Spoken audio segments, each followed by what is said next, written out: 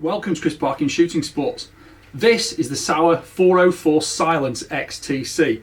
I've had this rifle about 4 weeks now.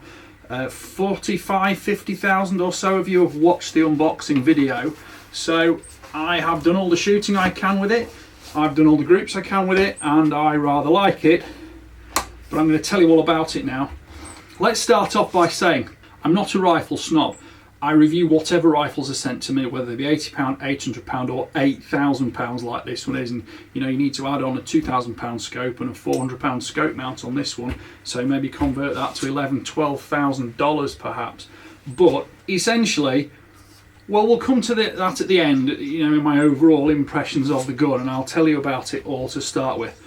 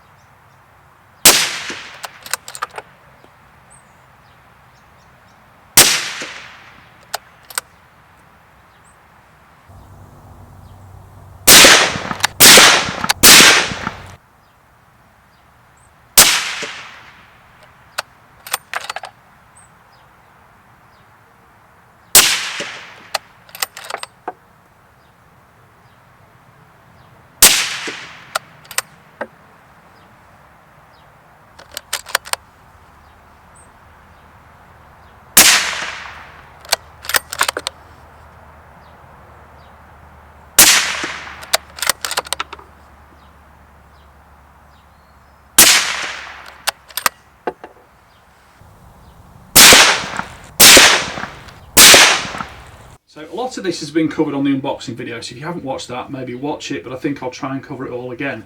Essentially, this is a shrouded barrel. So underneath this 535mm moderator, which is 21 inches, I can unscrew that, and you've got a conventional 308 barrel that is 420mm or 16 inches long. That's got a 15x1 thread at the end, and as that screws onto it, it does actually tension the barrel because there's a taper in here, and you can probably see there's a taper there on the reinforce, so they mate together and it does actually stiffen the barrel. Now, a lot of people have asked me about cleaning this moderator. There is actually a 10mm hex socket on the end. Now, I haven't taken it apart, but that would lead me to believe that the due course of manufacture, that's how it's been assembled. So one presumes you may be able to take it apart from that if you clean it, but I could tell you all about cleaning moderators, and all I'll say is this: unless I really have to, I just don't do it. But if you want more detail on a video as to why I don't do that, please ask me. Cleaning the rifle, you clean the rifle as normal, but I would also recommend take the moderator off to do it, because otherwise you can get patches stuck in the end, which is never a bright idea. And to be fair, what rifle would you clean with any moderator on? And you can see that screw back in place. Now, I've got this on the bench today, just on that bag, and I'll move that out of the way. Now, it's not on a bipod. I did take some pictures on a bipod, but it's just literally sat on the bipod, because if you want to put a bipod on this, essentially you can buy a Sauer Blaser bipod and it clips in the end instead of the stud on the end. And while this is out, I'm going to take that off completely, because Both ends of this sling and the studs involved, which are quick release studs, have the Allen key on them, which allows you to access the other functions of the rifle. It's a single column magazine, one round in at a time, slid in from the front.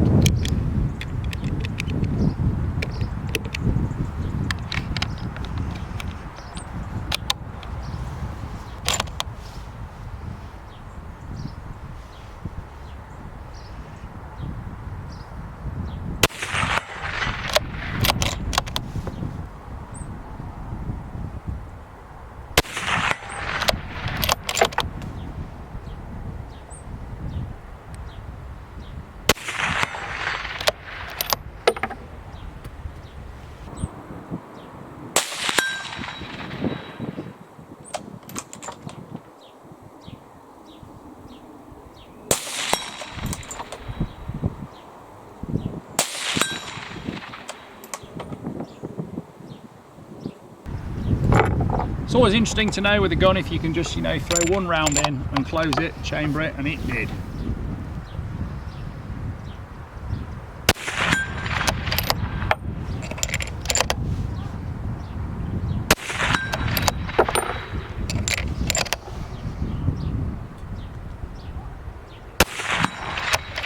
In a hunting scenario, that can be incredibly helpful.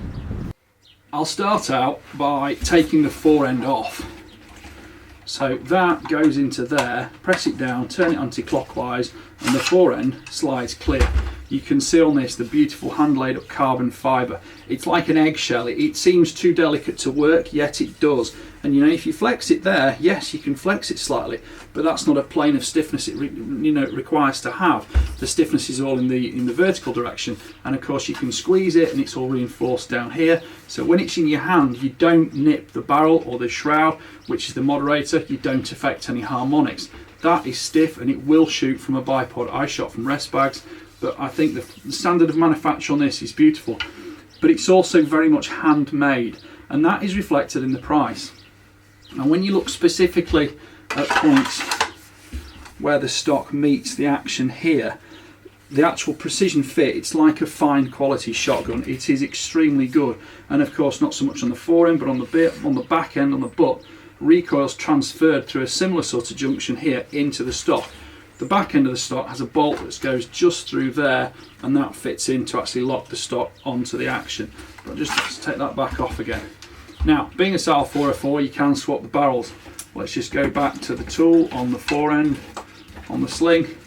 You undo those, take that down, the barrels slide out, the barrels are interchangeable, and you can also interchange the bolt face on the bolt itself. I'll go into that in a moment.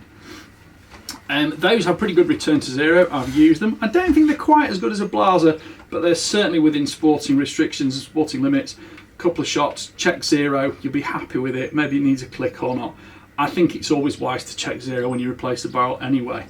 But on the other side of the action, we can see the trigger adjustment screw, which is here. Again, this plugs into there, and these have all got solid detented clicks, and there's a little white marker in there, which hopefully you'll be able to see on the video, which tells you whether you're on stage 1, 2, 3 or 4. I shall refer to my written notes now, because I've measured these in grams. They're 394, 548, 723 and 905 grams, which equates to 14, 20, 26 or 32 ounces for those who prefer imperial measurements. That trigger is a single stage trigger. The blade itself is slightly adjustable. It's got a deep curve on it. It's got grooves on the front for grip, and the trigger is as crisp as you could ever want a trigger to be. And over travel on the tip of the blade is literally less than 2 millimeters. It is of the higher echelon of sporting rifle triggers. I don't think I could say anything's much better on a standard sporting rifle, but then again, price is involved here. Blaser triggers are also extremely good, and you know it's a sister company, so let's just pop that back a minute. So just for now, put the fore end back on. That goes back on there. You put the tool, and I have been using this on a sling surprisingly enough, so it's got the sling attached to it. Push that down, twist it to lock it clockwise, and that is now locked back in position as it was before. Working from front to rear, let's look at the magazine. Single column steel magazine, rounds just slide in the top. You do need to take the mag out of the rifle to load it, but if you finish the mag, you can just drop around in there and it will load chamber and you can fire that without a problem. You can get larger magazines on this standard size action, which is, you know, the 243, 308 size action. But if you go for Magnum cartridges, it's down to a 2-round magazine plus one in the chamber. But both sizes are available with larger extended magazines as well, which, you know, makes the rifle far more usable, certainly in fast fire situations like wild boar hunting. Right, next. I'm trying to be systematic here and go from front to back. This is the Sauer scope mounting system. So these levers just lift out, click off over there. You'll see me actually originally mounting the scope as it arrived in the unboxing video. To be fair, I didn't make any adjustments to it. It did actually sit perfectly. Now that's a rail mount, but you can have these with rings as well if necessary. This is sort of like a Weaver system, but it's not interchangeable, it's not compatible. It is Sauer's own system, so you do need to get the Sauer mount. I'll leave that off for now. Next job, what's next? Right, the bolt release catch is just nestled here, just at the back of the trigger guard, so I'll pop that out. Again, I think I demonstrated this on the unboxing video, but essentially this rifle has a decocker. So the bolt comes out, it's a 6-lug bolt, we've got 2 ejector pins there to make sure everything's absolutely assured, and there's also an extractor claw on the top there to draw the case out. It's a full diameter bolt, it's machine turned, so it will hold the lubrication in it, and it runs extremely slick, I will say that. But just to show you the special feature, if you decock the bolt like that, and then slide that catch backward there, the bolt head just slides out, and those bolt heads are interchangeable. So you might go for 308, 3006 bolt head, or you might go for the big one for the 300 Win Mag in a 532 bolt face. Caliber availability it's not the largest caliber availability in the world. You've got 308, I'm going to have to refer back to my notes now. You've got 308, 3006, 8x57, 300 Win Mag, 8.5 by 55, 9.3 by 62. So, you know, a good range of European and worldwide sporting calibers with decent ammunition availability, which I think is fairly critical. Being a 6-lug bolt, you know, there are 2 rows of lugs there. It is a 60-degree lift. That will just pop back in here now. Actually, no, I'll just show the decocker. That's decocked now, so it's decocked, so the bolt's locked. Slide that up, the rifle's fully cocked and will fire.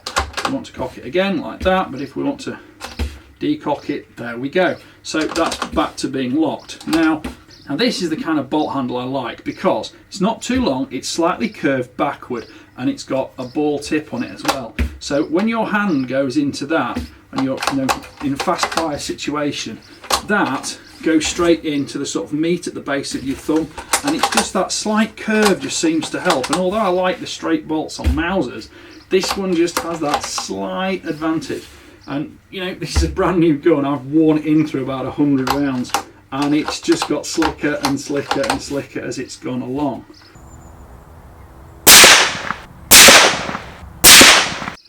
So lastly, looking at the stock, it's a fairly vertical carbon fibre thumbhole stock. It is truly ambidextrous in that respect, although I don't think there is a right-handed bolt available, and the action is aluminium, it's hard anodised, got hard anodised moderator and a blued barrel. So looking at the stock in detail, you have got a very slight ambidextrous palm swell to it, which is super comfortable. You've also got plenty of room in here, and then the underside is sloped, so if you do use a supporting rear hand, there's plenty of space for the rifle to recoil without the actual base of the grip bashing the bottom of your hand, or bashing the top of your hand rather. Base of the grip's got a Sauer logo there, which is all very nice, and of course the carbon fibre itself, you know, you see the warp and weft of the weave on the carbon fibre, and it is just, it's one of those engineering things that people just like the look of.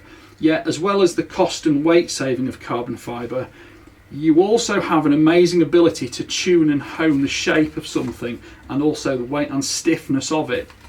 And of course, in something like a rifle stock, you can balance the gun out well. It's not too noisy in terms of being bumped and rattled around. It doesn't produce any resonance on firing that transfers up through your cheekbone, and it allows you to have these beautifully moulded shapes which actually incorporate strength within their sort of three-dimensional profiling. Quick release stud at the back here, quick release at the front, they're both very secure. You've obviously got extremely neat cutout, extremely neat metal to carbon fibre fit. The The recoil pad's quite a firm recoil pad. There's not a huge amount of recoil, and of course, as well as the 28.5 decibels of noise cut by the moderator, it does cut recoil impulse too. But if we look at the sling at the end and we look at the swivel here, put the sling stud into the stock at the back, and we can find the Allen key slot there, undo that, and look, we've got an adjustable cheek piece. Now that, I'll just pop it out completely, that has got a lovely slender profile, so it does fit under your cheekbone at the top here without displacing your jaw sideways. I'm a huge fan of that, and it's also got centimetre measurement on the side, so you can see exactly where you put it into, perhaps your exact position you ever used before, and there you go. Now that has been made so it clears the bolt when it's actually being transited and reloaded, but you will need to take that out if you want to remove the bolt. And one other thing I'll mention is, I'll just pop this back down a second just so you can see it more clearly. That bolt runs extremely close to the top of the cone, so that's obviously making sure that the recoil line of the barrel is low down and the stock is relatively high. And although you've got a slight Monte Carlo dip at the back here into the recoil pad, the gun is very linear and the recoil transit is incredibly smooth from it. There's very little muzzle flick, which is of course attributable to muzzle weight and also the slightly forward balance of it, as well as the recoil reduction from the moderator. In terms of overall size and weight specification, overall length is 1130 millimeters, which is 44.5 inches. Overall weight is 3,300 grams, which is 7.25 pounds. So it's not a super light gun, but you mustn't forget there's of course a moderator involved in that, and on most rifles a moderator is going to weigh at least 300 to 500 grams. It's going to be on the end of a floppy whippy barrel, which is only going to change the harmonics. And okay, yes, once it's on you can zero and it's not a problem, but you know, point of balance etc changes. On this rifle, with it being integrated, it gives you a very smooth, sleek, homogeneous feel, and although it looks like it's got a sort of very heavy barrel on it, that is a moderator with all the benefits that a moderator brings with it in terms of reduced recoil, reduced noise, but also I suspect, and I haven't got a technical opinion on this from Sauer themselves, but I suspect that when that actually binds up onto the reinforced here and you tighten that in place, I think that stiffens that internal barrel somewhat, because when you've seen this thing shot on paper, it really works beautifully.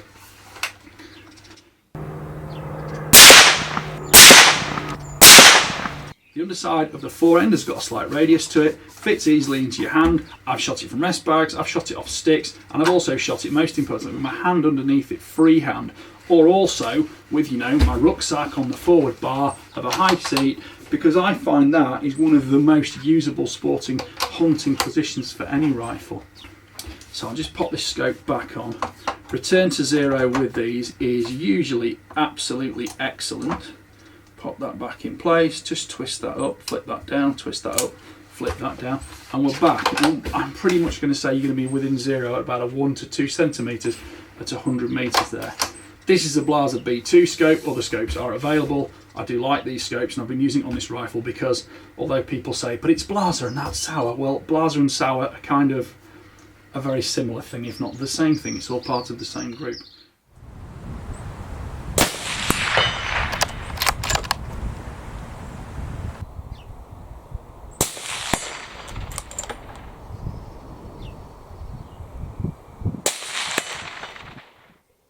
So, those are all the details about the rifles. Here is my opinion of it. It is without doubt a very expensive rifle. In fairness, I haven't been out hunting with it, but I have used it in the field because I don't really want to fall over, trip, get it damaged, bash it on the ladder of a high seat, etc. But I have been out in the rain with it, and the matte finish of the stock is actually slightly water repellent, and it does remain grippy. I certainly didn't want to bathe it in a stream or get it covered in mud, etc. Shooting it is, without doubt, it's one of those rifles that's actually very easy to shoot. People say, how accurate is XYZ rifle? And it's not always about the fundamental capability of the barrel action. When you look at the whole thing, and especially considering every shooter and every capability level, it's about how easy a gun is to shoot. And when you put a good trigger on, good stock dimensions, less recoil, less noise, and no problems fumbling, making bolts work and things like that, or strange trigger mechanisms, the gun becomes fundamentally easy to shoot. And although I am fairly experienced and have, you know, probably shot over 300 review rifles at some time or another, some still pop out, and this is one of those that is rather nice to shoot. I would like to see it with the extended magazine because I think that would help it, and I think if it were to be mine, I would get one of the Sauer bipods that I could fit on, because I am kind of a bipod shooter, but that's not to say I can't improvise when I need to. Joy of ownership is a huge factor, and I think if this is the kind of rifle that's in your pocket, you know, in terms of your financial pocket, yes, it's a lovely thing to own. £10,000, it's probably a little bit more than I would ever justify as a hunting tool, but you know, look at shotguns, look at the difference between a target shotgun and a game gun. You know, people will spend total amounts of money on a game gun and pretty much on looks as well as function, whereas on a target shotgun, looks don't really matter. It's all about the functionality of it and the endurance and longevity. In terms of endurance and longevity on this, you can of course replace barrels simply. You can have multiple calibers, you can have multiple scopes, and let's face it, the action and the stock are never going to wear out. Yes, the action's aluminium, it's hard anodized. I don't see that as a problem at all, because the bolt lugs themselves lock into the back of the barrel. They don't lock into abutments within the action. So the action isn't actually pressure bearing during the firing cycle. All it's really doing is supporting everything. And unlike some actions where, you know, the stock's made as one piece and there's an inlet cut into it and then the action's bolted and screwed and bedded in, well, this isn't. The barreled action is kind of the foundation of the whole rifle. It's not like a chassis, but there are certain similarities perhaps.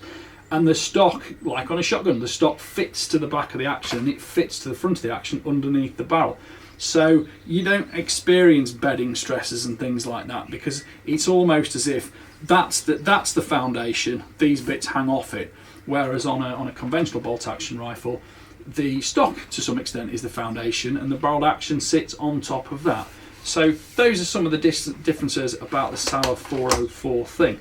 Now I'll be honest, I first shot a Sauer 404 in very, very dusty conditions in Denmark in 2014, and I didn't love it, to be quite honest. I felt the bolt was a bit too tight in the action. This is before we even got into the dusty environment.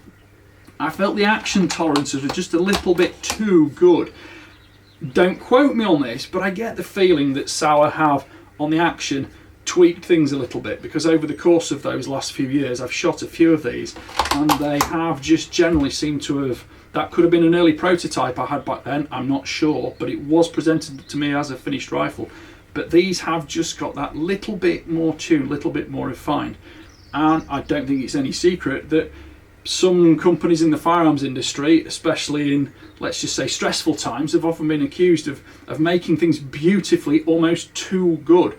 And that when you do get into the real world and you get dust and mud and debris and water, things start to block and jam up.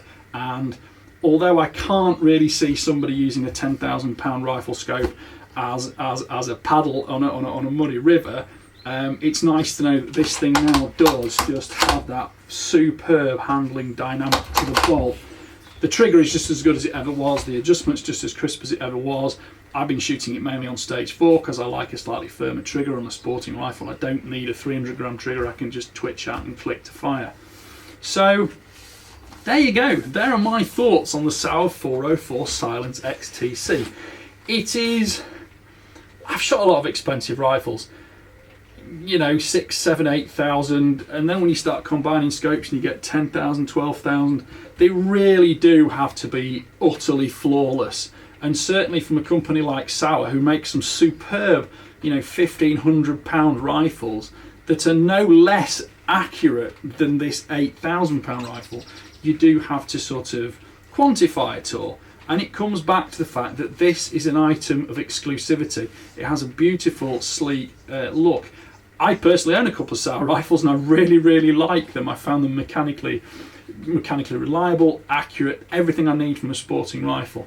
But I have to say, my lasting opinion of this is the fact that when I was out hunting with it with a friend of mine, I think I said to him, I said, this is just a different gun to walk around with, and I'll probably post some pictures of that hunt because we didn't video any of it.